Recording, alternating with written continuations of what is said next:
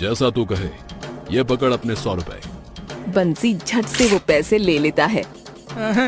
ठीक है जमींदार जी, आप यहीं रुकिए, मैं अभी अपने नंदू को लेकर आता हूँ। फिर बंसी नंदू के पास जाता है। बेटा नंदू, जमींदार के खेतों में पूरी मेहनत से काम करना। जमींदार रोज के 100 रुपए देगा मुझे। हाँ, क्या ये बंसी का बच्चा मुझे अब 100 रुपए के बदले उस जमींदार को दे रहा है? इसका मतलब अब मुझे दूसरों के खेतों में भी काम करना होगा। फिर बंसी नंदू को लेकर जमींदार के पास जाता है। लीजिए जमींदार जी, आज से कुछ दिनों के लिए मेरा नंदू आपकी अमानत। ठीक है, तो बंसी अब मैं चलता हूँ। अच्छा सुनिए जमींदार जी। हाँ कहो, क्या बात है? मैं ये बोल रहा था कि थोड़ा ध्यान रखना। अरे हाँ हाँ बंसी, ये भी कोई बोलने की बात है? तुम्हारे नंदू का मैं बिल्कुल अपने बैल जैसा ही ध्यान रखूंगा। नहीं नहीं, मैं नंदू की बात नहीं कर रहा जमींदार जी। अरे तो फिर तुम किसका ध्यान रखने के लिए बोल रहे हो? दरअसल जमींदार जी, मैं पैसों का ध्यान रखने के लिए बोल रहा था। हाँ। अरे हाँ भाई हाँ, मैं रोज सुबह तेरे पैसे देने आया करूंगा, ठीक है? इतना बोलकर जमींदार नंदू को लेकर चला जाता है।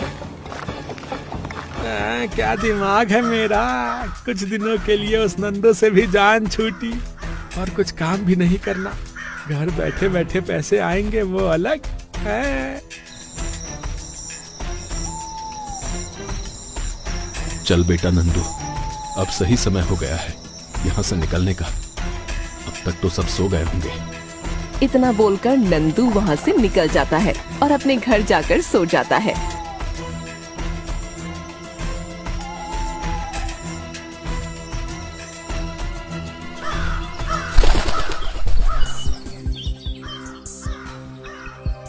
अरे ये बंसी का बैल कहाँ चला गया? कहीं कल रात में उसे बांधना तो नहीं भूल गया?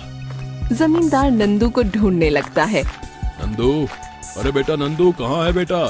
देख मैं तेरे लिए हरी हरी घास लाया हूँ। बाहर आ बेटा, कहाँ बैठा है चुपकर? कहीं कोई व्यक्ति नंदू को चुरा कर तो नहीं ले गया? अब क्या होगा?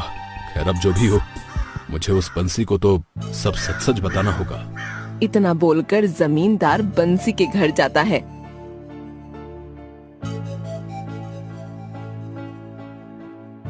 बंसी, अरे भाई बंसी, जरा बाहर तो आओ। लगता है जमींदार आया है, जरूर पैसे देने आया होगा। बंसी हंसते हुए बाहर जाता है। जमींदार जी, इतनी भी क्या जल्दी थी? शाम तक दे देते या फिर मैं खुद ही आकर ले लेता। आपने तकलीफ क्यों की? चलिए कोई बात नहीं, आप आए या मैं आऊं, अरे बात तो एक ही।